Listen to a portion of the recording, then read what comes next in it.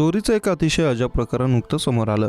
यात एका मध्यधुंद चोरट्याने चोरीच्या उद्देशाने एका बंद घरात प्रवेश केला. यानंतर घरातील साहित्य गोळा केलं आणि शेवटी तिथे झोपी गेला. सकाळी त्याला जाग आली तेव्हा समोर पोलीस उभे होते. पोलिसांनी चोर कपिल कश्यपला अटक करून तुरुंगात पाठवलं आहे. हे प्रकरण लखनौमधील इंदिरानगर परिसरातील आहे. हे संपूर्ण प्रकरण इंदिरानगर भागातील आहे. येथे शनिवारी रात्री डॉक्टर सुनील पांडे यांच्या घरी ही चोरी झाली.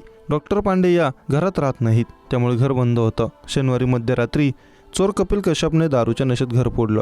कपिलने घरात ठेवलेल्या मौल्यवान वस्तू गोळा केल्या आणि नंतर तिथे झोपी गेला. सकाळी कुलूप तुटलेलं पाहून शेजाऱ्यांनी पोलिसांना कळवलं. पोलीस आल्यावर चोर झोपेतून जागा झाला. त्या क्षणी त्याला अटक करण्यात आली. पोलिसांनी दिलेल्या माहितीनुसार आरोपी कपिलवर यापूर्वी चोरीचे 6 गुन्हे दाखल आहेत. एसीपी गाझीपूर विकास जयस्वाल यांनी सांगितलं की इंदिरानगर बी ब्लॉकमधील डॉक्टर सुनील पांडे यांच्या बंद घरात चोरट्याने चोरीच्या उद्देशाने प्रवेश केला होता. चोरी केल्यानंतर चोर तिथे झोपला. रविवारी सकाळी शेजाऱ्यांनी पाहिलं असता घराचा दरवाजा उघडा आणि कुलूप तुटलेलं दिसलं. आत गेल्यावर त्यांना एक मुलगा झोपलेला दिसला. त्यानंतर शेजाऱ्यांनी पोलिसांना माहिती दिली. पोलिसांनी घटनास्थळ गाठून चोर कपिलला अटक केली. एसीपींनी दिलेल्या माहितीनुसार समदीपूर गावात राहणारा कपिल कश्यप दारूच्या नशेत असताना चोरीच्या उद्देशाने आत आला होता.